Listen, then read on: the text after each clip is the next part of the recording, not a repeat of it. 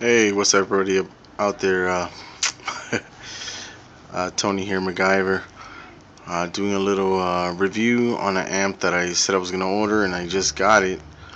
Ordered it over at a Guitar Center, and it only took them from one day to the next. They sent me an email, said it was there already, so I ran and picked it up and had a huge party that I had to do for my family. So I said, you know what, I need to get this amp already. So I went and got it. It's the nu6000. I didn't get it with the DSP. I already have a XTI 2000 with DSP, and I never use it. I've never used it, so I'm never in the studio. I never have presets. I pretty much do everything by ear and hand. So every place has been a different situation. So I said this time I'm not gonna waste the money and get it. So I ran my tests on it. I didn't end up using it for my party. I didn't want to mess around with anything different or connections or I wanted to see how reliable it was, so I ran it today.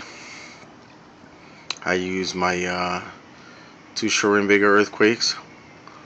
They're both rated at about 1200 watts peak each. And I read the specs on this thing at 8 ohms. It's running at about 1100 watts per channel. And at 4 ohms, looking at about 2200 watts per channel. So here it is. It's the nu6000. It's really light. I mean, it's super light. It's just effortlessly light. 12 pounds. They send you the manual and everything, and they send you the pamphlet on their stuff. They hear us. It's nice to see somebody put that as a slogan, because we always want to be heard.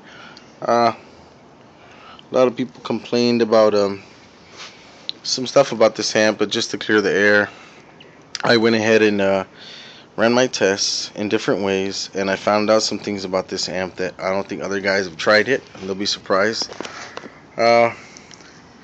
This amp puts out a certain rating of power. I quickly found out what it does.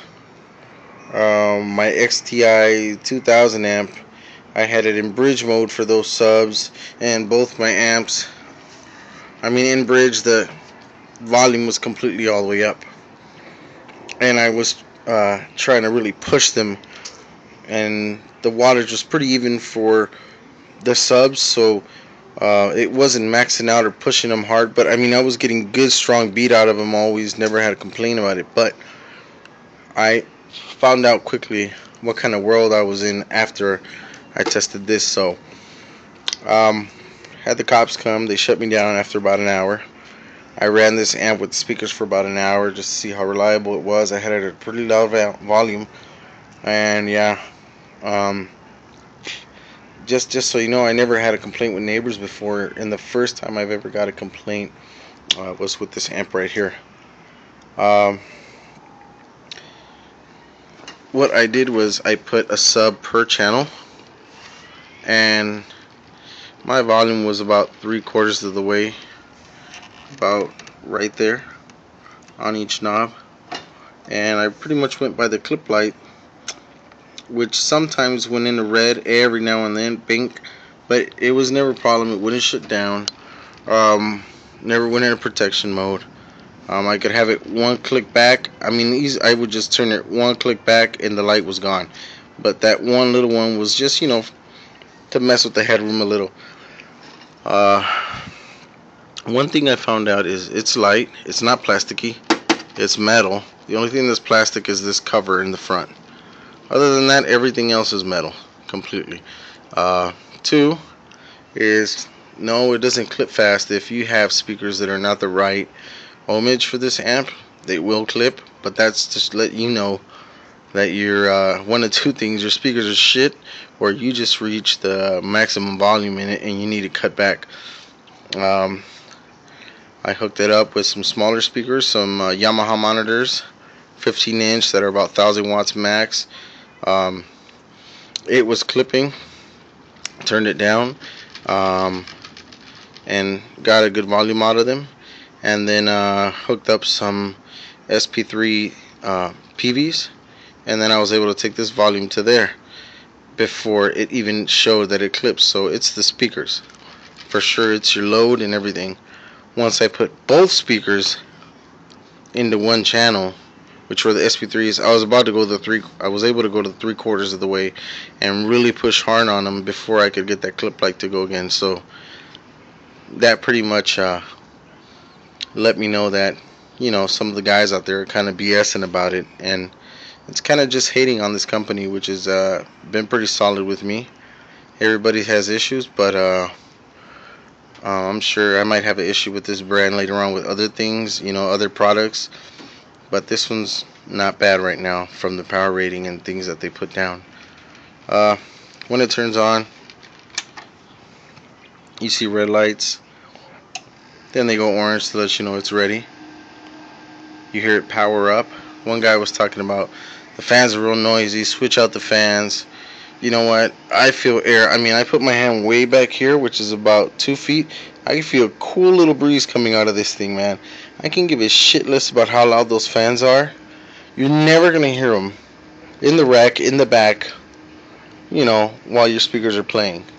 So, you know, just two guys having a conversation in front of them, like, you probably wouldn't be able to hear it. So, that's a good thing. I then mess with the crossover in the back because it has a built-in crossover. I put both subs on channel B, and on channel A I put my tops, which is the SP3 PPs. I was able to give good volume to both sides. I was actually able to push both channels up to the point where the power's letting me know where they're clipping and cut back on it, and man, it was louder than shit. This one amp was doing the job of my crossover and my two other amps. So, you know, I have a pretty big EQ. I wouldn't recommend everybody to completely eliminate their crossover out of a system, but for small gigs that I'm going to do where I need good power, I'm going to replace both my amps with this one. I'm going to take my XTI 2000 out, put this one in, take out my PV2000 watt amp, the huge amp. It's like almost triple the height of this thing, and the weight is, forget about it. And eliminate my crossover because I have a dual EQ, one for monitors and one for the main. So I'm going to be able to run all that through there and through this, and I should be fine with the EQ also on the settings that are on my mixer and everything, and dial everything out pretty good. Another thing I found out that was pretty cool was this. This amp does a good job, good power, pushes hard, knocks really hard. Sounds crazy, but you can push a lot more power than people are saying they're doing, because what they're doing is just hooking up their mixers or their DJ stuff to this and throwing it through a system, not realizing that if you use other components, this thing gets hella louder. I tried my XTI 2000 with the subs. I used my BBE Sonic Maximizer with the bass and the harmonics and messed with my compressor. And it does good. But when I used this by itself with the mixer, it was one level of power. When I hooked up the rest and ran it through here, I mean, it was crazy. Where at first I had to go 3/4 of the way, I had to kick it about right there. On each channel I had to cut back because I was gaining a heck of a lot more volume with the other components. I mean, crazy. But for all you guys out there, you need any solid testimony and advice, hopefully this helped you guys out. iNuke nu6000 non-DSP, you know, I recommend it. I have tested it. Got the warranty from Guitar Center, everything. Here's a quick look at the back. Nice sized fan, channel A, channel B. Here's your crossover, full range. and then back the other way for your high and low cut. You can use quarter inputs. You can also use XLR, and you have locking uh, cables that you can use for the back nu6000. There's really not much to say. It's pretty simple, really simple. There are the subs. There are your mains. Turn up the volume, kick it up, adjust it, hit the crossover over. You're done deal.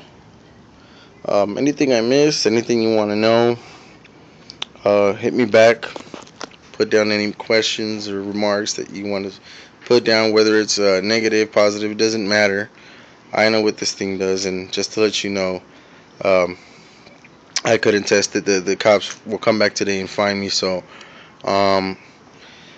definitely worth it. I paid $4.97 for this with the next day shipping and the 3-year warranty plus 15% off from Guitar Center for the sale they had this weekend. So hit me back, and hopefully if you purchase this, you will see just how good these things are. The one thing that led me to buy this was 2 other reviews I saw on here and on YouTube.